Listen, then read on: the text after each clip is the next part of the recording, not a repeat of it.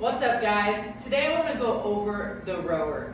So a lot of the workouts have program options for running, biking, or rowing, but we're not always taught how to row, and it's not as simple as just hopping on and rowing. So I'm going to give you a little bit of insight on rowing technique, positioning, and how to get it all set up. Here we go. So first things first, butt on the seat, that's obvious. Put your feet in the straps. And then a step a lot of people miss is tightening the straps. So I want you guys to tighten these straps on tight. Now when you go to get out of the straps, all you have to do is push your thumb and loosen the strap. So you'll eventually get to the point where you just pull your toes and push down with your thumb, but make sure that you do utilize the feet straps.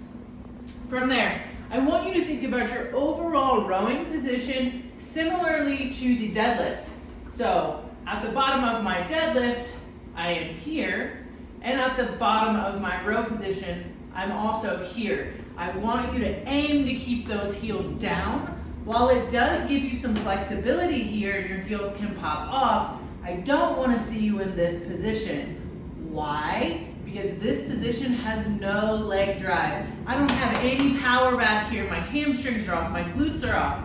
Now if I do a simple switch, drop my heels, push my heels down, I feel my glutes, I feel my hamstrings, and now I have leg power and not just arm pulling, sliding back and forth. This position will also start to get to your back a little bit. So if you feel your forearms resting on your knees, or your butt sliding forward, push your butt back, think about your deadlift position, and stay tall. Okay, from there, I'm going to think about pushing through my legs first and finishing with my shoulders. So once again, that's keeping this nice tall posture versus pulling with my arms first and then just sliding around funny on the butt. So I'm going to drive through my feet, push, push, push legs, finish with the pull. Now to reverse, I'm going to go arms first, follow with the hips. Drive through the legs, big pull. Drive through the legs, big pull. Drive through the legs, big pull.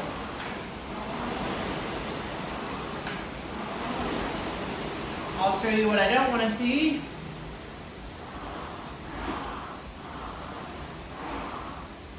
See how my butt's going first? Reach first, finish last. Reach first, finish. You should be able to hear it kind of like if you were starting a lawnmower, starting a weed eater. If you can't hear the rower going, there's probably not a lot of output happening. Now, I want y'all to check out the screen. So we have a couple different options. When you see programming, you're gonna see just row 4. Sometimes you'll see calories, and sometimes you'll see meters. Now the technique is going to be a little bit different when we row for meters versus for calories. Now let me show you what I mean. If I'm rowing for meters, you want to keep actively pulling. So you want to keep that motor running. I'm pulling, pulling. Now if I'm rowing for calories, I'm going to switch this back over to calories. You want to get a big pull, let it register. Big pull, let it register. It's just a tiny hesitation. Pull, pull, pull, versus pulling, pulling, pulling. Tiny pause. Now, other things to consider. The damper. That's this side panel here. Goes up to 10 or down to 1. I recommend you have it somewhere in the 5 to 7 range. You don't need to have it on a 10 when you're rowing. It's going to fatigue your arms further, and if you're efficient at sharing the load between your legs and arms, you should have a really, really great pace right in the middle. Find your sweet spot, but I don't like to see, especially novice rowers, rowing at a 10. And honestly, some of the best rowers I've seen were at like a 2 or a 3. And it was impressive. So start right in the middle. You don't need it at a 10. And think about your setup. So no elbows, no forearms on the knees. Keep your heels down. I do realize that this position takes mobility, hamstrings. I get that, but do your best. This position, there's really no excuse for that, no reason for it. So just focus here. Tall posture. So I don't want to see this slumped over, slumped over. If you are pregnant or have a belly, you can reach the belly in between your knees.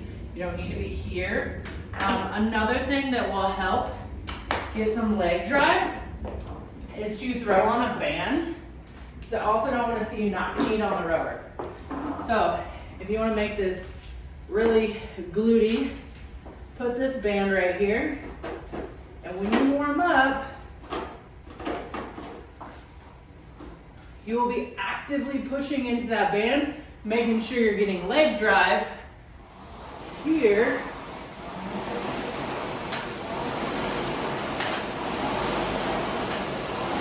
Versus letting your knees come here or doing something funky. So you can always try that. Remember, push that out, especially if you're sharing the rower.